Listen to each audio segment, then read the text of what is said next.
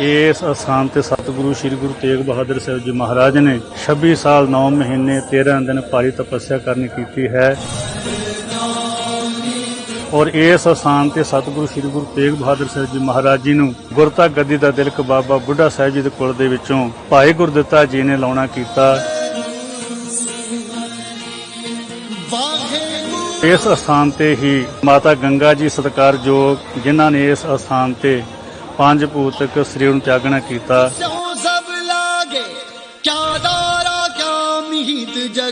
धन गुरु अमरदास जी के हुक्म सदका धन गुरु रामदास जी ने जिस नगरी की नींह रखी उसका नाम गुरु का चक रखिया अते बाद विच चक रामदासपुर अते अखीर अमृतसर साहिब के नाम नाल मशहूर होया।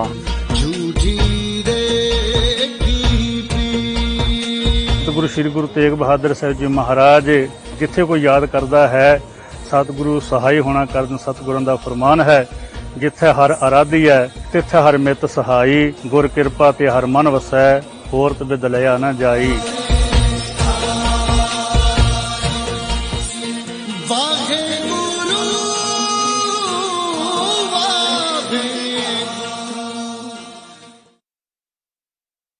कम ब्रेक और ज्यादा खबरों के साथ देखिए ANB news in channel number पर।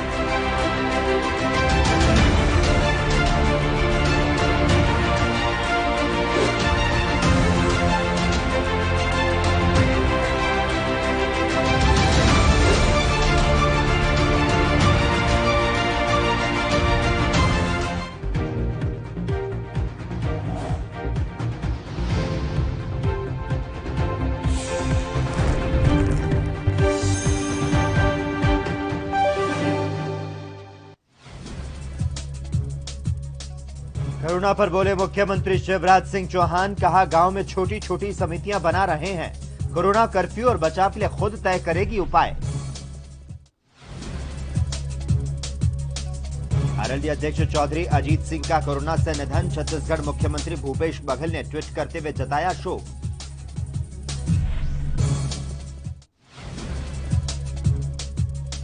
नरोत्तम मिश्रा ने कमलनाथ पर बोला हमला, कहा कांग्रेस की चिंता नहीं करते कमलनाथ, कांग्रेस का भगवान ही मालिक।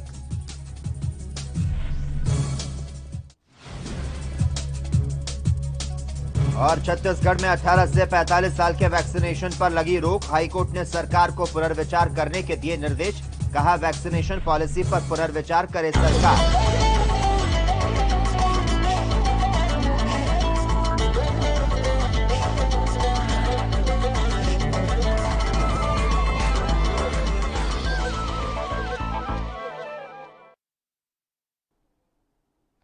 नमस्कार, एएनबी न्यूज में आपका स्वागत है और मैं हूं आपके साथ लोकेश जगवानी। खबरों की शुरुआत करेंगे, लेकिन सबसे पहले इस वक्त की बड़ी खबर का रुख कर लेते हैं। तमाम दर्शकों को बता दें इस वक्त की जो बड़ी जानकारी मिल पा रही है, सख्ती के आदेश जो हैं वो दे दिए गए हैं। 15 मई तक कोरोना कर्फ्यू लगाने का ऐलान जो है वो किया गया है। ये बड़ी जानकारी मिल पा रही है। सुप्रीम कोर्ट की टिप्पणी, फॉर्मूला सुधारने की जरूरत है। तो ये बड़ी जानकारी 15 मई तक के लिए सप्लाई ठीक हो तो हॉस्पिटल गुहार क्यों लगा रहे।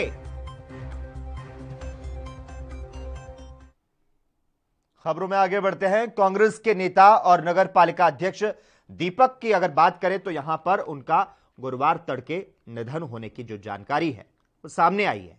आपको यहां पर जानकारी दे दें, कांग्रेस के नेता और नगर पालिका अध्यक्ष दीपक का गुरुवार तड़के रायपुर के निजी अस्पताल में निधन हो गया। उन्होंने तड़के 3:30 बजे अंतिम सांस ली। दीपक दंतेवाड़ा विधायक देवती कर्मा और महेंद्र कर्मा के बड़े बेटे थे। उन्हें बचाने के लिए लगातार वेंटिलेटर पर रखा गया था। दीपक कर्मा के निधन पर मुख्यमंत्री भूपेश बघेल ने शोक जताया। दीपक कर्मा के निधन के बाद बस्तर सहित पूरे छत्तीसगढ़ में शोक की लहर है। जानकारी के मुताबिक दीपक कर्मा को करीब 15 दिन पहले कोरोना संक्रमण हुआ था। इसके बाद उन्हें इलाज के लिए जगदलपुर के लिए मेडिकल कॉलेज अस्पताल में भर्ती कराया गया। कुछ दिनों के बाद से उनकी हालत गंभीर रहने लगी और फेफड़ों में संक्रमण बढ़ता गया।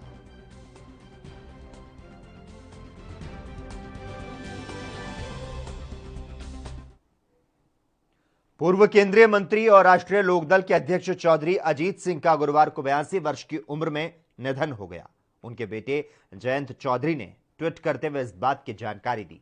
आपको बता दें, चौधरी अजीत सिंह कोरोना वायरस से संक्रमित थे। 20 अप्रैल को वो संक्रमित हुए, जिसके बाद गुरुग्राम के एक निजी अस्पताल में उनका इलाज चल रहा था।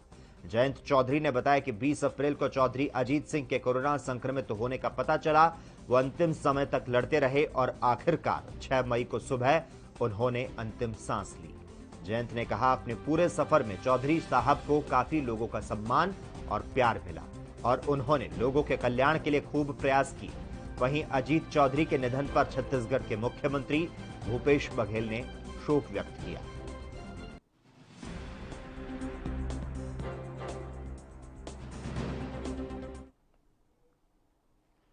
मध्य प्रदेश बीजेपी के पूर्व उपाध्यक्ष विजेश लूनावत का गुरुवार को भोपाल में निधन हो गया। पारिवारिक सूत्रों ने बताया, वो काफी समय से अस्वस्थ थे और हाल ही में कोरोना संक्रमित पाए गए थे। विजेश लूनावत के निधन से पार्टी में शोक की लहर है। मुख्यमंत्री शिवराज सिंह ने उनके निधन पर दुख व्यक्त करते हुए ट्वीट करते हुए लिखा कि मध्य प्रदेश बीजेपी के पूर्व प्रदेश उपाध्यक्ष और हम सभी के प्रिय साथी विजेश लूनावत के निधन की सूचना से स्तब्ध और दुखी हूं। यह मध्य प्रदेश बीजेपी परिवार के लिए अपूर्णीय क्षति है। मैं उनके चरणों में श्रद्धा सुमन अर्पित करता हूं। मेरी संवेदनाएं शोकाकुल परिजनों के साथ है। ईश्वर से प्रार्थना है कि दिवंगत आत्मा को अपने श्री चरणों में स्थान दे।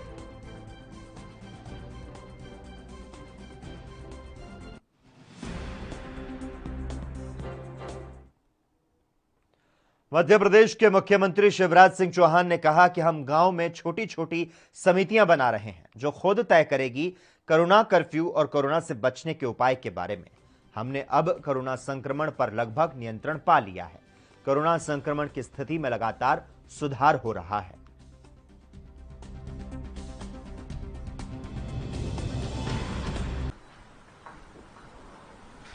के बारे में चर्चा प्रारंभ करेंगे। एक जो मेरा सोचना है सीधा, वो ये है कि कोरोना को पूरी तरह से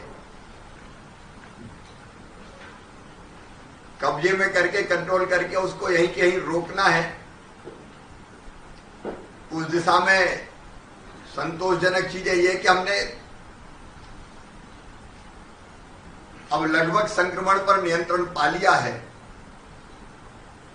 और रोज हमारी स्थिति एक्टिव केसेस का मामला हो, पॉजिटिव आने का हो या संक्रमण फैलने का हो, लगातार अभी स्थिति सुधार पर है। स्वर्णिम मध्य प्रदेश छत्तीसगढ़ में खबरें लगातार जारी है। हम रुकते एक छोटे से ब्रेक के लिए, जल्द हाजिर होते हैं।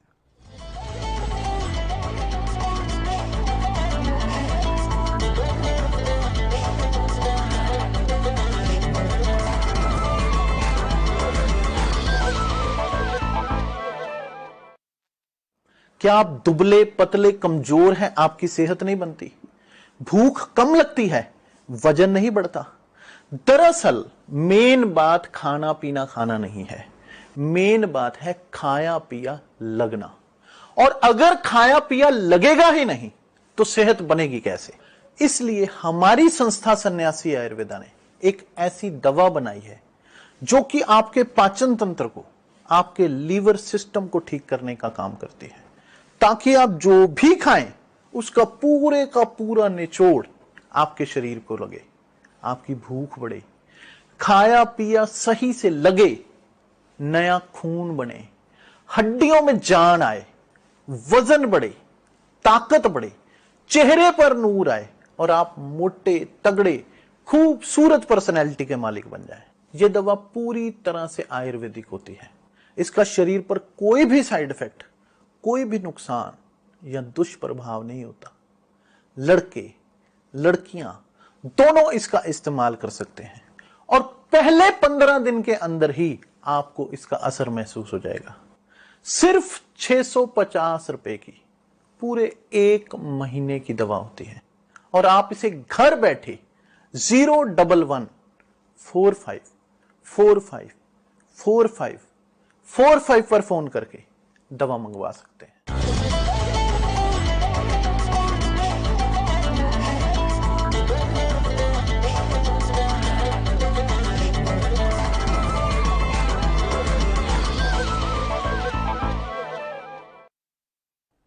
ब्रेक के बाद एक बार फिर से आपका स्वागत है। पश्चिम बंगाल के विधानसभा चुनावों में भले ही कांग्रेस का सफाया हो गया है, लेकिन कांग्रेस टीएमसी की जीत पर ही खुश नजर आ रही है।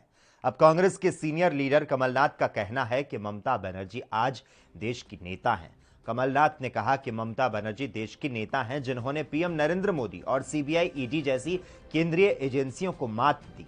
हालांकि 2024 के आम चुनावों में ममता बनर्जी को यूपीए का प्रधानमंत्री पद का उम्मीदवार बनाए जाने के सवाल को कमलनाथ ने टाल दिया। इस सवाल पर कमलनाथ ने कहा कि यूपीए की ओर से पीएम पद के उम्मीदवार का सही समय पर फैसला लिया जाएगा। कमलनाथ ने कहा, ममता बनर्जी आज हमारे देश की नेता हैं, वो लगातार तीसरी बार मुख्यमंत्री बनी हैं।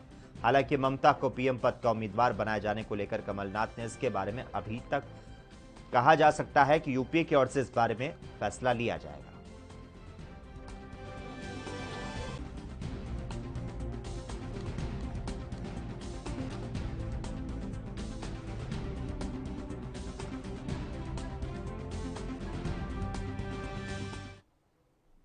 उधर मध्य प्रदेश के गृह मंत्री नरोत्तम मिश्रा ने कहा कि हमारे पास पर्याप्त ऑक्सीजन है। सभी 54 जिलों में ऑक्सीजन प्लांट लगना शुरू हो चुका है।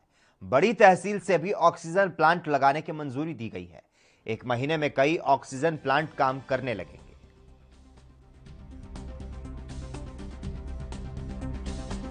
धीरे धीरे कोरोना की चेन टूटने के परिणाम अब सामने दिखाई देने लगे हैं और इसका जीता जागता उदाहरण वही है कि एक समय ऐसा आया था कि हम भ्रम की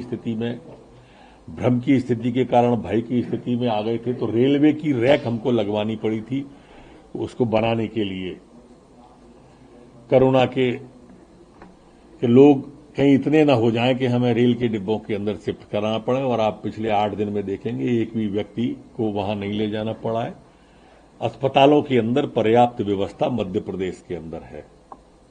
मध्य प्रदेश ने हर क्षेत्र में रिकवर किया, स्वयं को खड़ा किया, और यही कारण है कि आज मध्य प्रदेश के 54 के 54 जिलों को ऑक्सीजन के क्षेत्र में आत्मनिर्भर बनाने के लिए ऑक्सीजन प्लांट लगना प्रारंभ हो गए हैं। यहां तक कि बड़ी बड़ी जो पंचायतें हैं, उन बड़ी बड़ी पंचायतों में भी ऑक्सीजन के प्लांट, पंचायत से मतलब मेरा बड़ी बड़ी तहसीलें हैं। एम्बुलेंस की रेट का कल बताया था 10 किलोमीटर तक 250 रुपए, और उसके बाद 20 रुपए प्रति किलोमीटर के हिसाब से शहर के अंदर होगा। ग्रामीण में 20 किलोमीटर तक 500 रुपए और उसके बाद 20 रुपए प्रति किलोमीटर होगा। और इसके बाद में जो वेंटिलेटर, ऑक्सीजन बेड आदि वाली रेट है वो अलग होगी। ये एम्बुलेंस का मूल रूप से क्राइटेरिया था। मुख्यमंत्री जी ने कल जो समीक्षा की थी उसमें गांवों पर विशेष ध्यान हम सने सने फोकस करते जा रहे हैं। हमारे जो वॉलंटियर हैं उनको भी आज मुख्यमंत्री जी स्वयं नीचे ग्रामीण अंचल तक कहूं, ये वही कमलनाथ जी हैं जो माननीय संजय गांधी जी के इमरजेंसी के साथी हैं। ये वही कमलनाथ जी हैं जिनका नाम 84 के दंगों में आ गया था। अभी भी शायद न्यायालय में विचाराधीन है कुछ मामला उसका। तो स्वाभाविक रूप से उनकी नेता ममता बनर्जी तो होंगी ही, इसलिए इंदौर और मध्य प्रदेश में बुला रहे हैं वो। राहुल जी की बात तो वो वैसे भी स्वयं नहीं मानते, इसलिए विकल्प को हो सकता है ढूंढ रहे हों वो, और उन्हें वो हिंसक प्रवृत्ति में कहीं विकल्प नजर आ रहा हो। चर्चा कर रहे हैं, कांग्रेस की चिंता नहीं कर रहे। कमलनाथ जी भाजपा की तो चिंता करते हैं, कांग्रेस की चिंता नहीं करते।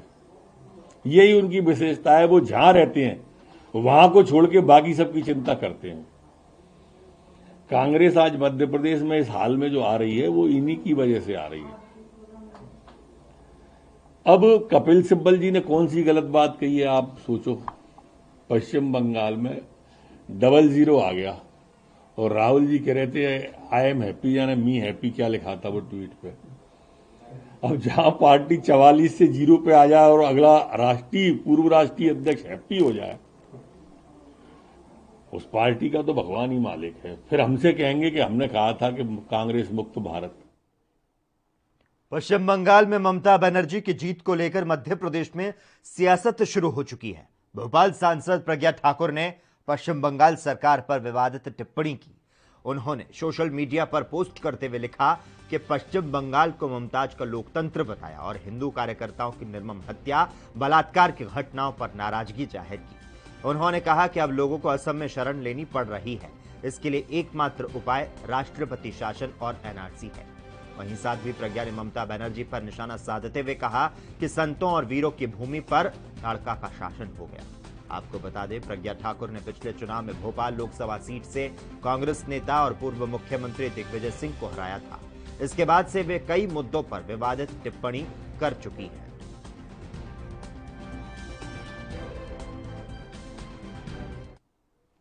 पश्चिम बंगाल में हुए चुनाव परिणाम के बाद हिंसा भड़क गई है।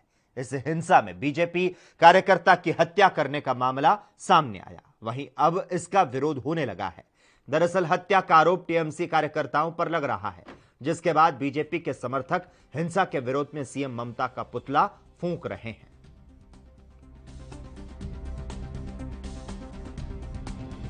तो विद्यार्थी परिषद उज्जैन महानगर ने ममता बनर्जी का पुतला दहन किया, जिसमें अभी जैसा कि बंगाल के चुनाव हुए हैं और जो पता चला है कि टीएमसी की सरकार बन रही है, तो वहाँ के गुंडों ने जिस तरह से मतलब आम जनता पर जो अत्याचार और जो लूटपाट चालू करी है और जो विद्यार्थी परिषद के कार्यालय पर घुसकर गुंडों ने 250 से 300 की संख्या में हमारे कार्यकर्ताओं के साथ मारपीट करी है और जिस तरह से महिलाओं के साथ अत्याचार क्रूरता की जा रही है, जैसा कि वायरल वीडियो में देख रहे हैं, उसके विरोध में हमने ये पुतला दहन किया था।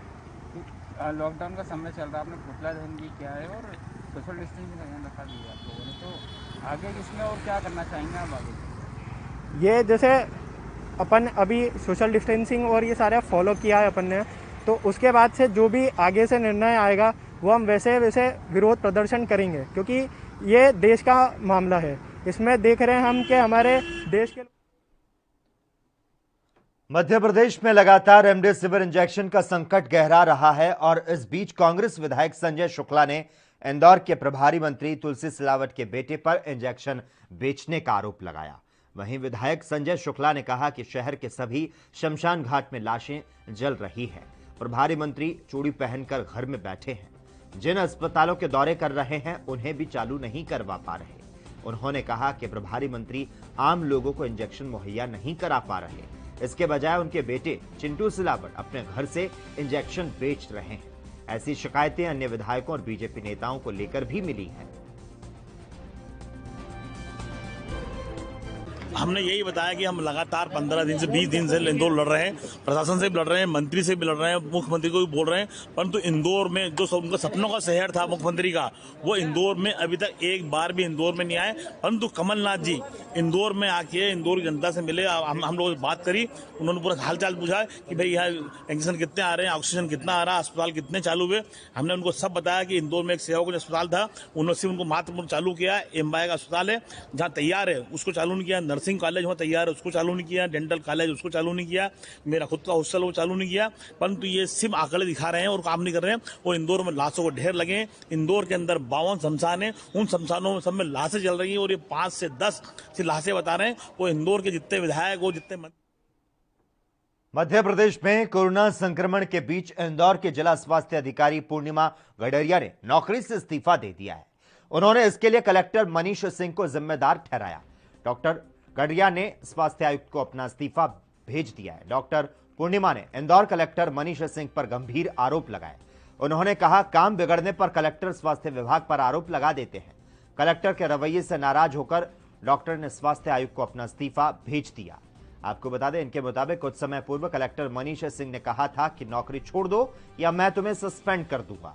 उसके बाद पूर्णिमा ने इस्तीफा दे दिया। कलेक्टर मनीष सिंह की कार्यशैली से अफसरों में नाराजगी है। इसके पहले उन्होंने तत्कालीन सीएमएचओ प्रवीण जड़िया को भी भरी मीटिंग में फटकारा था। उस वक्त डॉक्टर जड़िया मीटिंग में रो पड़े थे और बीमारी का हवाला देकर अवकाश पर चले गए। उसके बाद डॉक्टर पूर्णिमा को सीएमएचओ का चार्ज सौंपा गया था। देखिए क्या है, काम सबको टीम भावना से करना चाहिए। पूर्णिमा गडरिया अच्छी अफसर है, पहले उन्होंने काम भी बहुत अच्छा किया है। अभी रूरल फीवर क्लिनिक्स की जिम्मेदारी, रूरल आरटीसी की जिम्मेदारी उनके पास में है। बड़ा क्लियर इंस्ट्रक्शन कुछ इश्यूज़ को लेकर का था, जो हम लोग खुडेल में गए तो हम लोगों को नहीं मिला, वो उसको लेकर लोगों को तकलीफ थी वहाँ पर मेडिसिन किट को लेकर, उसके लिए मैंने नाराजगी व्यक्त की थी उनको। उससे व्यथित होकर के हर व्यक्ति अपने अलग तरह से रिएक्ट करता है। पूर्णिमा गडेरिया ने व्यक्तिगत रूप से रिएक्ट किया है, पर ऑफिशियली नाराज होने का अधिकार कलेक्टर को रहता है। अगर ये कहीं प्रशासनिक दायित्व में कोई काम कर रहा है, अगर वो काम नहीं होता है, अल्टीमेटली आम जनता के लिए सबको काम करना है। तो आम जनता के लिए, चाहे मैं हूं, मैं भी प्रशासनिक हैसियत से आम जनता के लिए काम कर रहा हूं, चाहे पूर्णिमा गडेरिया सीएमएचओ ऑफिस में पदस्थ हैं, वो भी आम जनता के लिए काम कर रही हैं। कोई व्यक्तिगत नाराजगी नहीं रहती है। जब भी कोई नाराजगी कलेक्टर की होती है, प्रशासकीय कोई कार्य में लापरवाही होती है तो होती है, जिसका अधिकार कलेक्टर को है। पर ऐसे कोई व्यक्तिगत नाराजगी मेरी उनसे नहीं है। नहीं, वो कह रहे हैं कि हम काम क्षमता से अधिक कर रहे हैं, लेकिन कलेक्टर साहब हमें निकम्मा बता रहे हैं। नहीं, ऐसा तो नहीं है। काम अगर क्षमता से अधिक कर रहे होते तो कल वो चीज़ नहीं मिलती। पर ठीक है, ये तो दैनंदिनी हम लोग इंटरनल मैटर है ये। अगर कोई काम कहीं कमी आती है किसी अधिकारी कर्मचारी की तो उसको समझाया जाता है। जब नहीं काम करते हैं तो डाटा भी जाता है उनको। इसी तरह से काम। वहीं छत्तीसगढ़ के बिलासपुर में एक ही परिवार के 7 लोगों की मौत हो गई और 5 की हालत गंभीर बनी है। सीएमओ ने बताया कि होम्योपैथिक दवा पीना इन मौत का कारण हो सकता है, क्योंकि वो अल्कोहलिक है। अन्य कारणों को पता करने के लिए टीम लगी हुई है। 7 लोगों की मौत हो चुकी है और 5 अस्पताल में भर्ती है।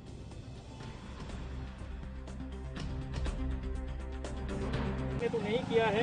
सर बताइए किस तरह का मामला था, क्या ये होम्योपैथिक ये दवाई पीने के कारण ही हुई है, अल्कोहलिक है ना, उसी कारण से हो सकती है। लेकिन और क्या कारण है इसकी जानकारी हमारी टीम लगी हुई है, टीम ले रही है जानकारी के मिलने के बाद हम बताएंगे क्या है। अभी तक कितने लोगों की मौत हुई है? 7 लोग की मौत हो चुकी है ना, अभी 5 भर्ती हैं और है ना, उसको देख रहे हैं। और किस तरह सर स्वास्थ्य विभाग पूरी टीम हमारी लगी हुई है, पूरे गांव घर घर जाके जांच करेगी, जांच करके फिर जानकारी लेगी। प्रशासनिक अधिकारियों की जिम्मेदारी होती है कि पीड़ित व्यक्ति को न्याय दिलाना और उसका हर संभव मदद करना। लेकिन सोचिए, जब वो प्रशासनिक अधिकारी आम लोगों पर अत्याचार करने पर आमदा हो जाए तो बेचारा आम नागरिक न्याय के लिए गुहार किससे लगाए। दरअसल मंगलवार रात्रि के समय नरसिंहपुर में एसडीएम राधेश्याम बघेल एक परिवार के साथ न सिर्फ अभद्र भाषा का प्रयोग करते नजर आए, बल्कि परिवार के लोगों के साथ मारपीट की, जिसका वीडियो सामने आया, जो कि अब जमकर वायरल भी हो रहा है। और लोगों के मन में तमाम सारे सवाल खड़े हो रहे हैं कि आखिर प्रशासनिक अधिकारियों से पीड़ित नागरिक अपने न्याय की गुहार कहां लगाए।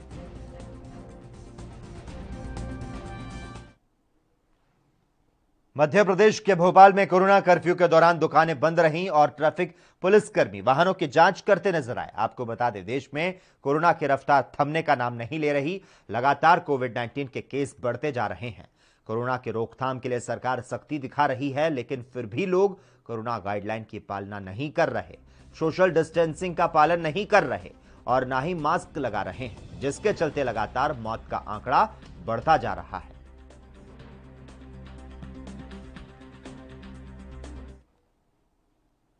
मध्य प्रदेश के रीवा में आखिरकार लंबे इंतजार के बाद 18+ के लोगों के लिए वैक्सीनेशन का कार्य प्रारंभ कर दिया गया।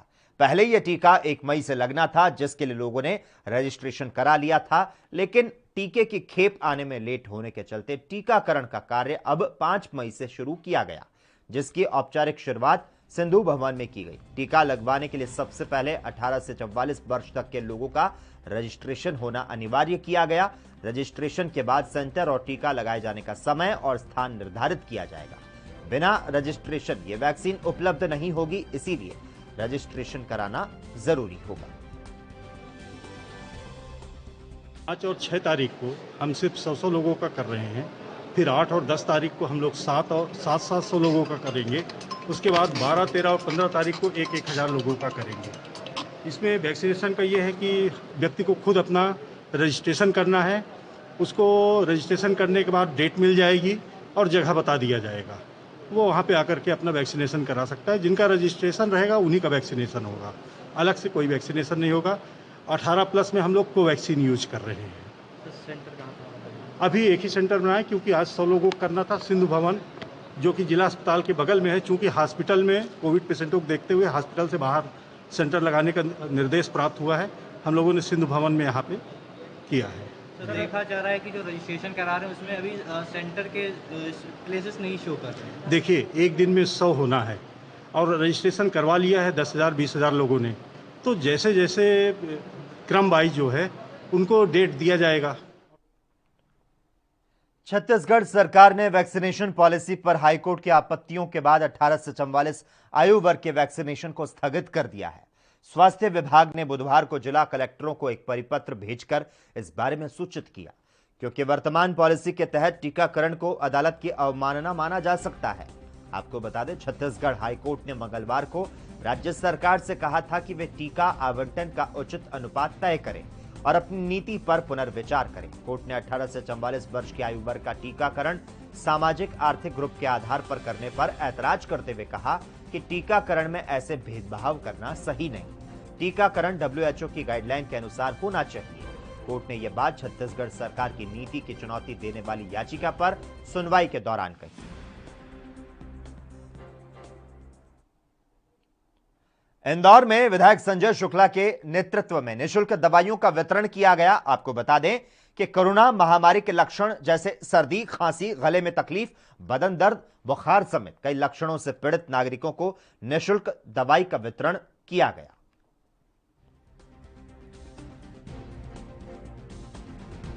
देखिए, हम तो लगातार जो कोरोना महामारी के अंदर हम लगातार हर चीज़ सेवा कर रहे हैं। अब बाकी इंदौर शहर के मच्छरों से भी शहर परेशान हो गया और कई इलाकों में मच्छरों का ढेर लगा हुआ, तो इसके लिए हमने जो मशीन आती है, हमने हमारी ओर से हमारे विधानसभा के जितने हमारे कार्यकर्ता, हमारे साथी लोगों ने सबने मिलकर 10 मशीन की व्यवस्था करी है। तो 200 मशीन हमारी विधानसभा के अंदर हर गली गली के अंदर हमारे लोग उसको करेंगे, जिससे मच्छर की महामारी से बचें। तो कोरोना महामारी चल रही है, उसकी तो व्यवस्था हम कर ही रहे हैं। तो हमने उसकी दवा की व्यवस्था करी है, परंतु अब हमने मच्छरों की व्यवस्था भी करी है। हम लगातार वो सेवा करने जा रहे हैं जो अभी इंदौर शहर में काम नहीं हो रहा है। तो हम चाहते हैं कि अभी भारतीय जनता पार्टी ना कांग्रेस पार्टी, हम सब मिलकर आदमी की जान बचाएं, उनके स्वास्थ्य की कामना करें, यही हमारी इच्छा है। आपके द्वारा जो निःशुल्क दवाइयों का वितरण भी किया जा रहा है, हमने निःशुल्क दवा की व्यवस्था की। हमने 15,000 पैकेट बनवाए। इसमें 7 तरह की दवा है जो कोरोना महामारी से बचने के लिए वो दवा होती है, या कोरोना सिस्टम आए या उसके पहले के लिए दवा व्यवस्था करिए, वो आएंगे हमारे पास दवा ले जाएं और इस दवा से स्वस्थ हो जाएंगे, जिससे डॉक्टरों के पास भागना नहीं पड़ेगा। दवा की जो दवा की महामारी चल रही है, तो हमने हमारे पास निःशुल्क व्यवस्था करी है। जूनियर डॉक्टर द्वारा जो हड़ताल की गई, जूनियर डॉक्टर हड़ताल की मैं उनसे ये निवेदन करना चाहूँगा कि वो हड़ताल अभी नहीं करें, क्योंकि कोरोना महामारी चल रही है। इसमें आप लोगों की बहुत सख्त जरूरत है। आपने लगातार 1 साल से लगातार मेहनत कर रहे हैं और आज भी कर रहे हैं। आपके कारण हज़ारों लोगों की जान बची है। कभी आप लोग हड़ताल पर चले जाएंगे तो हज़ारों लोगों की जान चली जाएगी। मैं ये चाहता हूँ कि आप हड़ताल खत्म करें। आपकी जो भी मांगे हैं वो हम विधानसभा में उठाएंगे, मुख्यमंत्री से बात करेंगे। जो भी करना, धरना देना पड़े, प्रदर्शन करना पड़े, जो भी, हम सब करने को तैयार है। परंतु अभी आप लोगों से हाथ जोड़ से निवेदन करता हूँ कि आप हड़ताल अभी खत्म करें, क्योंकि अभी हमको मरीजों को बचाना है। क्यों आप नहीं रहेंगे तो ये हालत हाहाकार मच जाएगा, क्योंकि मध्य प्रदेश के अंदर। और इसी के साथ ही स्वर्णिम मध्य प्रदेश छत्तीसगढ़ में बस इतना ही। तमाम अहम खबरों के लिए लगातार आप जुड़े रहिए हमारे साथ और देखते रहिए ANB न्यूज।